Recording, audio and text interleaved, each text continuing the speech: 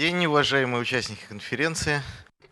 Good morning, honorable participants. I will say a couple of words. I will first tell you why I have made the choice to speak on this subject. I am in charge of the server, the largest server for web payments.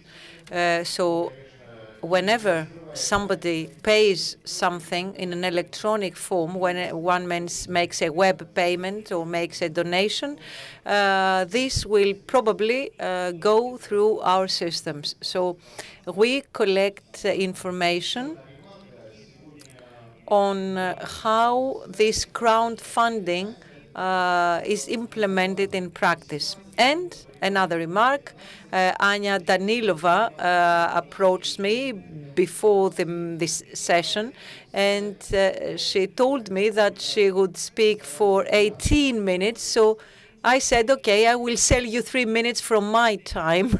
So I have to try and restrict my speech to 12 minutes because I have already sold 3 minutes to Madam Danilova.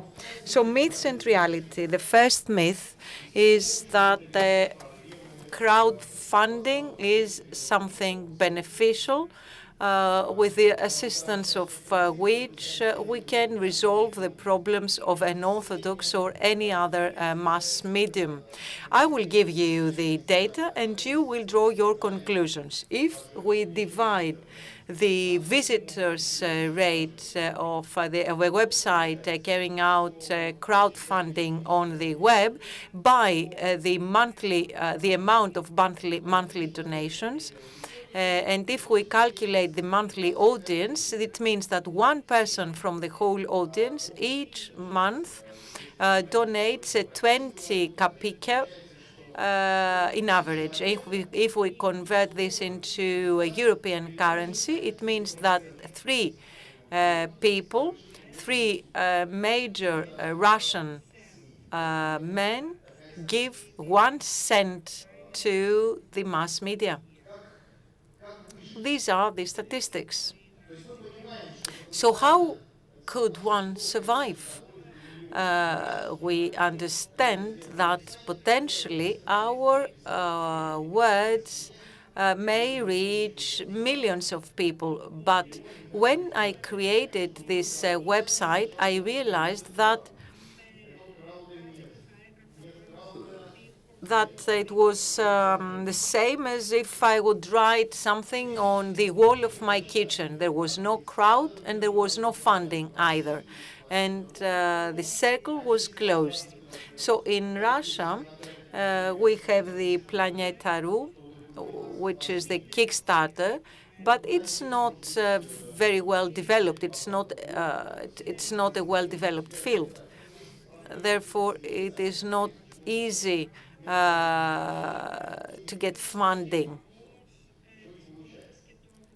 It's the problem of the egg and the hen. You have no movement, you have no money. You have no money, you have no movement, and so on. I talked about the first myth. The second myth is that crowdfunding is something that you definitely need to deal with. But how should this be done? We should understand that thanks to the information tension and thanks to the information waste, which were mentioned by Yelena, the tension of the field starts going down rapidly, as the experts say. So you must make a decision. You want to sacrifice 100 rubles, you have to give an easy-to-use tool.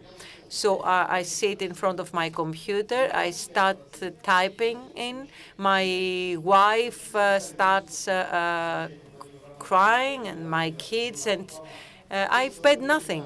And 95% of the cases, this is what happens. We have here the chief editor of FAMA, who has once approved an experiment in Pharma magazine in the section that announces advertisements for assistance. So we started publishing a code number which could be photographed by a smartphone, which contains all payment details. So you see, by clicking a button, the money has been transferred and has not been lost. It's very important to give people this tool.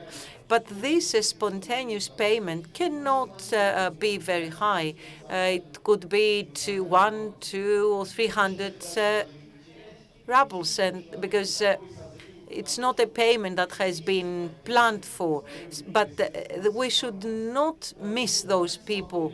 We should not lose them and make them, we should make those people monthly subscribers, those who will give a donation every month. But you must allow them to discuss this with their wives, for example, and decide that every month they will pay 2,000 rubles, or that through his credit card he may transfer some amount. Orthodoxy.ru website is using this. The Bogoslov website is not using it. They don't need crowdfunding.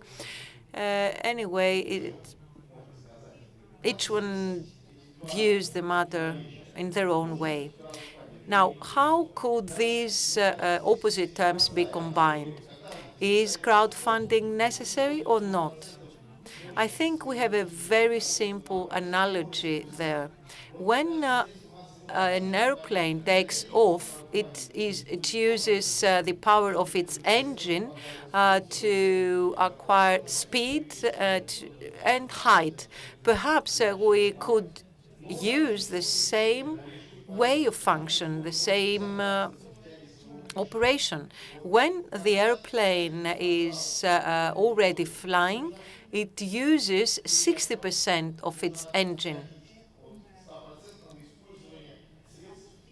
So if we have already acquired an audience, we should not use our friends and followers too much. That would be extremely dangerous. We have seen this in Russia during the crisis. There have been several websites which have lost their funding because they were only relying to a couple of